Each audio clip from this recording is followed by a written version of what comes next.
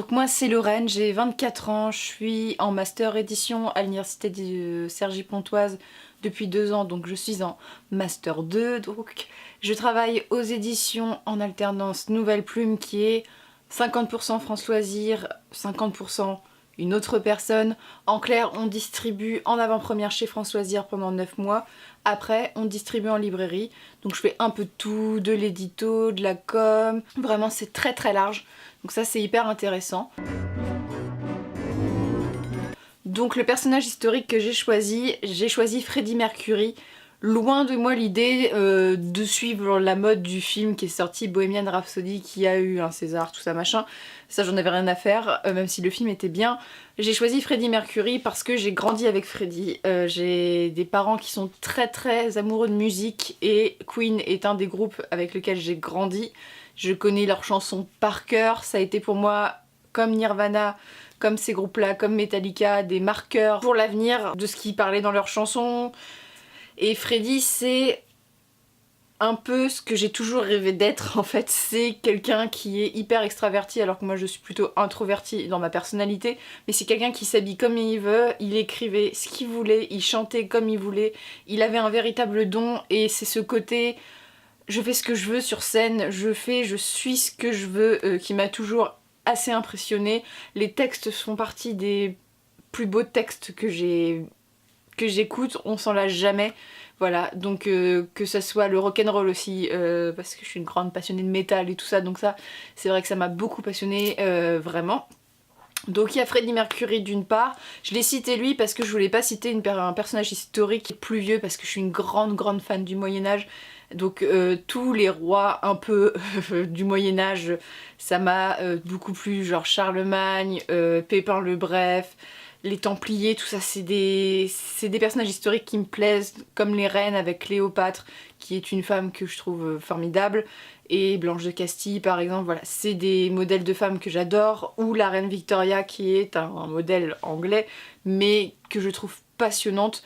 Donc voilà, je voulais quelque chose de plus moderne et si j'ai penché vers un autre musicien qui est Kurt Cobain, le chanteur de Nirvana, mais pour la simple raison je ne l'ai pas choisi parce qu'il est mort d'une overdose et que Kurt était véritablement en dépression et je ne pense pas qu'on puisse être inspiré par son parcours de vie totalement décadent. Par contre on peut être inspiré par sa puissance créative et c'est ce qui m'inspire chez lui.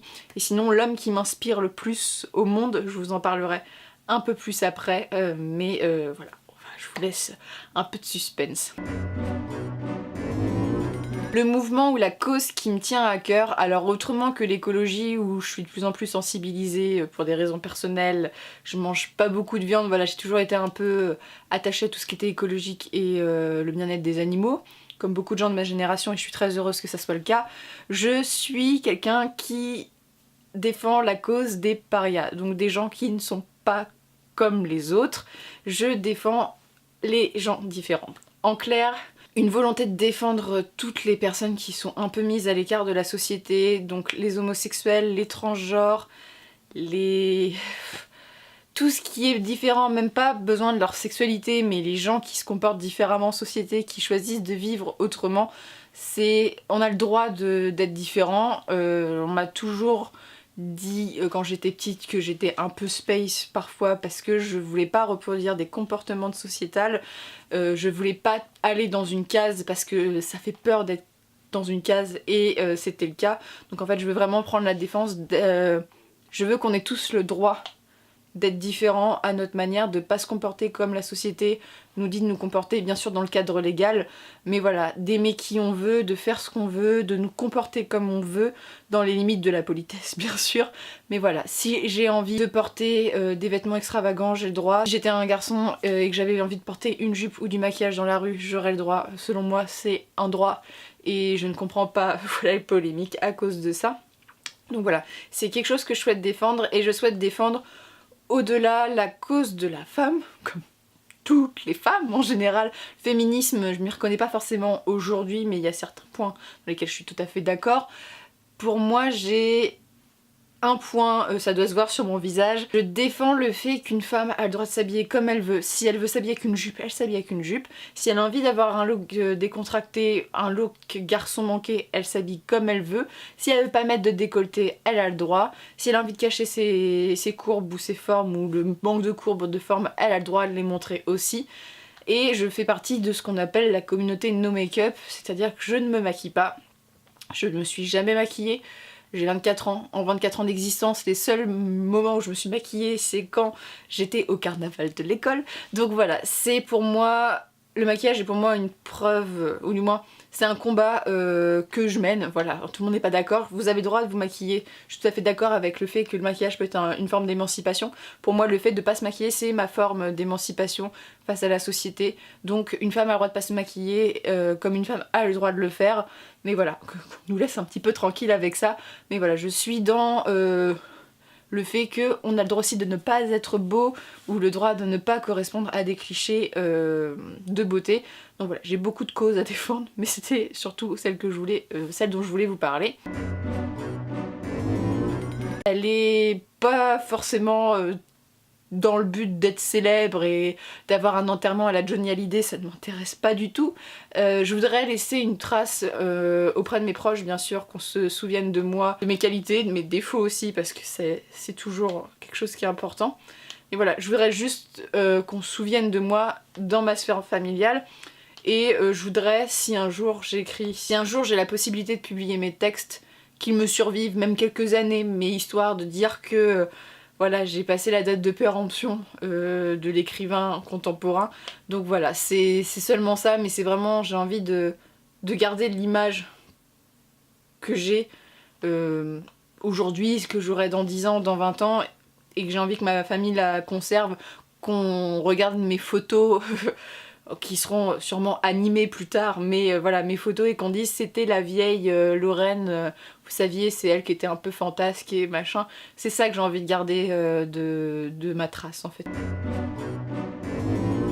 Alors ça va être très simple. Je suis une grande fan d'Harry Potter, vous pouvez voir voilà, autour. J'ai un fond un peu exceptionnel par rapport aux autres parce que j'ai la capacité d'avoir l'appareil photo chez moi, donc voilà, j'ai ce fond. Et donc Harry Potter, c'est ce qui me définit vestimentairement parlant, ça m'a construit en tant que personne, voilà, c'est hyper important pour moi, voilà, il n'y a jamais rien qui a été aussi important pour moi. Par contre, il y a un livre en particulier que je trouve qui me représente. C'est un livre de mon auteur préféré et de la personne qui m'inspire peut-être le plus avec Freddy. Je parle de Tolkien, John Ruel Ronald Tolkien, c'est mon mémoire qui me l'a appris, donc voilà. Je voulais vous parler du Hobbit ou du Seigneur des Anneaux, en fait de toutes ces œuvres, parce que je suis totalement en accord avec Tolkien sur le fait qu'une petite personne peut changer peut changer le monde, même si elle est très insignifiante, elle peut le faire. Je voudrais donc voilà, être l'espèce de petit hobbit que je représente parce que j'aime la bonne nourriture et vivre dans des lieux un peu confinés et d'être bien dans ma hutte, mon petit trou de hobbit et lire voilà toute la journée. J'aime ce côté-là parce que j'ai un côté hobbit. Et j'ai aussi, comme tout un chacun, le fait que j'ai mon propre anneau de pouvoir à porter et acheter dans la montagne du destin, voilà, un jour ou l'autre, voilà, on a tous nos anneaux respectueux qui sont plus ou moins lourds, et je trouve ça hyper important d'être ce hobbit qui doit évoluer et apporter son anneau jusqu'à détruire voilà, un peu ses peurs, ses démons, tout ça. On est un peu dans le discours philosophique là. Mais voilà, je voudrais être cet hobbit qui voyage aussi, parce que j'adore voyager et de plus en plus en vieillissant. Donc voilà, ça représente tout ça, et chez Tolkien, je voudrais, comme tout, donc, être un hobbit bien chez soi, être un hobbit voyageur, être un hobbit qui fait la rencontre avec plein de cultures différentes, être un hobbit ou pas forcément, mais vivre une histoire passionnée comme Tolkien l'est décrit dans Beren et Luthien, même dans Le Seigneur des Anneaux.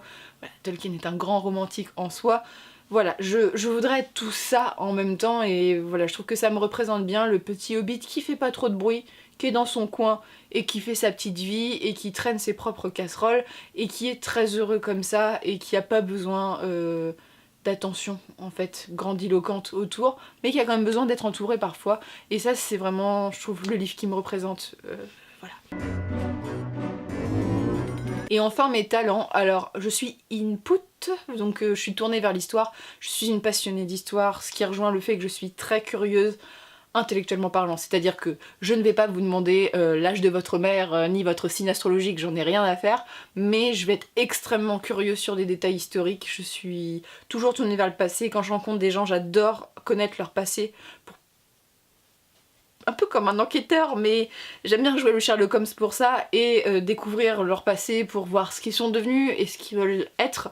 Voilà, donc j'ai toujours un côté comme ça, donc très tourné vers l'histoire. Il y a la curiosité qui est une curiosité surtout intellectuelle, je lis énormément. J'ai besoin d'accumuler du savoir, c'est voilà, nécessaire. J'ai des grandes qualités en tant que jukebox, j'ai une capacité rare, ou du moins très utile en karaoké de reconnaître les musiques au bout de 3 secondes. J'ai un peu l'oreille musicale, donc ça ne me servira peut-être pas dans mon métier plus tard, mais ça me servira beaucoup en soirée ou dans le cadre familial. Mais voilà, la curiosité, le fait de se retourner vers l'histoire, les capacités de jukebox et la capacité d'écoute. Je suis quelqu'un de très dans l'empathie et dans l'écoute. J'ai toujours eu ce rôle-là, plus ou moins, avec rôle de délégué, voilà, tout ce que l'école a formé et voilà, comment j'ai été éduquée aussi. J'ai été éduquée dans une position presque passive vis-à-vis des autres, c'est-à-dire écouter et agir en fonction.